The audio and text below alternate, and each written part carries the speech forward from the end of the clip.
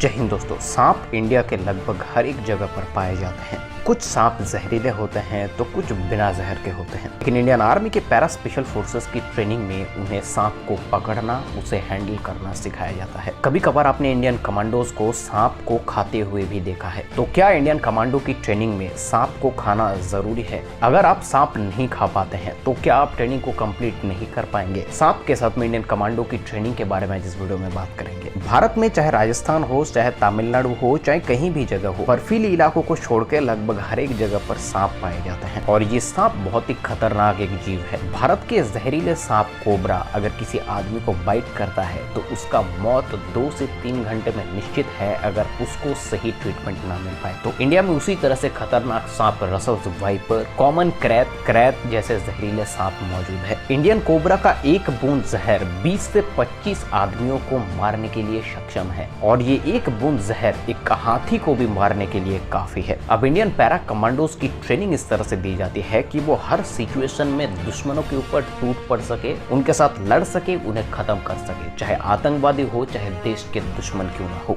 और ये देश के दुश्मन देश के बॉर्डर के किसी भी कोने पर हो सकते हैं। तो उन सब जगह पर इन दुश्मनों को खत्म करने के लिए पैरा स्पेशल फोर्सेस को, कमांडोज को भेजा जाता है। और अगर इंडियन आर्मी के कमांडोज ऑपरेशन में जाते हैं और उसे सांप को हैंडल करना नहीं आता है और ऑपरेशन के बीच में अगर उसका मुलाकात सांप से हो जाता है तो यहाँ पर सिचुएशन गड़बड़ हो सकता है। इसीलिए इंडियन आर्मी के कमांडोज को और इंडियन आर्मी के सोल्जर्स को सांप को हैंडल करना सिखाया जाता है। जहरीले सांप को कैसे पकड़ना है, सांप को देखते ही पता करना कैसे है कि यह सांप जहरीला है भी या फिर नहीं, इस तरह की बेसिक ट्रेनिंग उन्हें दिया जाता है। इंडियन कमांडोज की जंगल वॉरफेयर ट्रेनिंग में उन्हें वाइल्ड एनिमल तक को हैंडल करने की प्रशिक्षण दी जाती है। लेपर्ड, टाइगर, लायन के साथ साथ में सांप, बिच्छू जैसे जीवों को भी हैंडल करने की प्रशिक्षण दी जाती है। उन्हें मारने की प्रशिक्षण नहीं दी जाती है, हैंडल करने की प्रशिक्षण दी जाती है। इंडियन कमांडोज जब जंगल में घुसते हैं तो उस जंगल में वाइल्ड एनिमल्स भी होते हैं। अगर जंगल में किसी कमांडो का सामना किसी शेर से हो जाता है तो उस शेर से अपने आप को कैसे बचाएं, इसकी ट्रेनिंग दी जाती है। जितने भी जहरीले और खतरनाक जीव जंगल में घूमते हैं वो सभी हमारे दोस्त हैं, वो हमारे दुश्मन नहीं है, वो इस नेचर के दोस्त है, हमारे दोस्त हैं। अब आते हैं इंडियन कमांडोज की सांप, केकड़ा जैसे जीवों को पकड़कर खाने की बारी।